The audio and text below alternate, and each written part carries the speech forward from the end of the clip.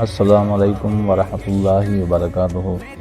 پتہ ہے اس احساس تنہائی کا کیا مطلب ہے؟ کبھی کبھی ایسا ہوتا ہے کہ سب بالکل نارمل ہوتا ہے، لیکن تمہارے دل پر پھر بھی اداسی چھا جاتی ہے۔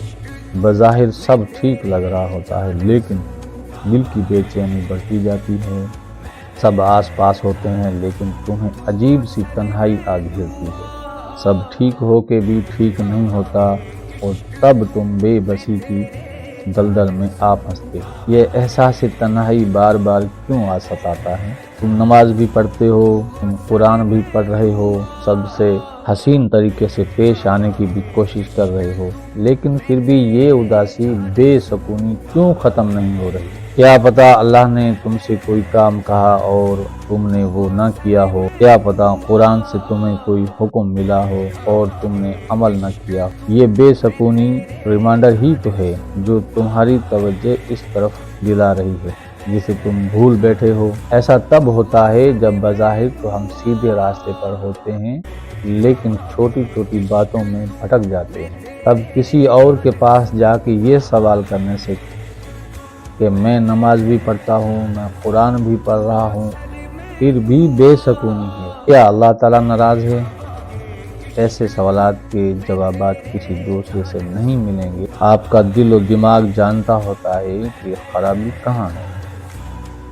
اکثر وہ کوئی ایسی بات ہوتی ہے جسے بظاہر معمولی سمجھ کر ہم فراموش کر رہے ہوتے ہیں۔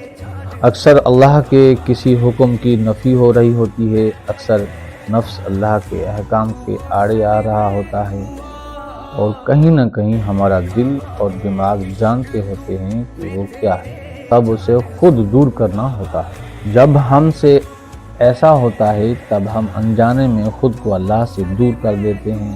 ہم انجانے میں اللہ کی بات کو اہمیت نہ دے کر اسے دوری کا راستہ اختیار کر بیٹھتے ہیں، اور تب ہی یہ بے سکونی والا الارم بجنے لگتا ہے۔ اور بعض دفعہ ایسا ہوتا ہے کہ ہمیں کوئی اچھی بات پتہ چلے تو ہم اسے کسی اگلے پل کے لیے ٹال دیتے ہیں۔ ہم سوچتے ہیں کہ اسے بعد میں کر لیں گے، اور پھر بعد میں فراموش کر بیٹھتے ہیں، اور پھر جب ہم اللہ کو دور کر دیتے ہیں تنہا ہو جاتے ہیں۔ یہ بے سکونی، یہ بلا وجہ کا اکیلا پن، یہ احساس تنہائی، ہر شخص ہر شے کی موجودگی کے باوجود بھی کسی کمی کا احساس، یہ اللہ سے دوری ہی کا تو نتیجہ ہے۔ یہ وہ احساس ہے جسے دنیا کی اور کوئی شے بھی پر نہیں کر سکتی۔ پتہ ہے تب کیا کرنا ہوتا ہے؟ ایسا نہیں ہوتا کہ اللہ ناراض ہو گیا، اب تم مایوس ہو کے بیٹھ جاؤ۔ تمہیں تو اپنے اللہ کو پھر سے راضی کرنا ہوگا، تمہیں تو اپنے اللہ کے پھر سے قریب جانا ہوگا۔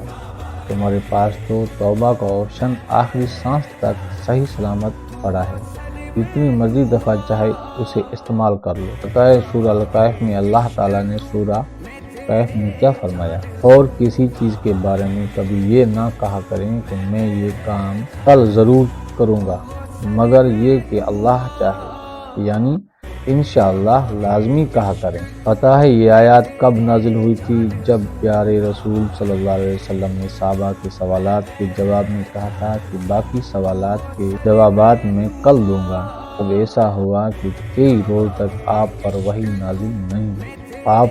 نازل نہیں ہوئی تھی۔ کفار حضور کا مذاق بنانے لگے تھے، رسول اللہ صلی اللہ علیہ وسلم تب بہت پریشان ہو گئے تھے، اور تب اللہ نے یہ آیات نازل کی تھی، تمہیں کیا کرنا ہوگا کہ تمہیں بھی ہر اچھے کام کے ارادے پر انشاءاللہ کہنا ہوگا۔ تب بھی تمہیں قرآن سے کوئی حکم ملے، تمہیں قرآن سے اسے پورا کرنے کا عہد کر کے انشاءاللہ کہنا ہوگا۔ تمہیں اللہ کی مدد ہر کام میں شامل کرنی ہوگی۔ اور پتہ ہے پھر اگلی آیات کیا نازل ہوئی تھی؟ اور اپنے رب کو یاد کر لیا کیجیے جب آپ بھول جائیں۔ انسان کی محدودیت ہے کہ وہ بھول جاتا ہے، لیکن اللہ تعالیٰ نے یہ مشکل بھی آسان کر دی۔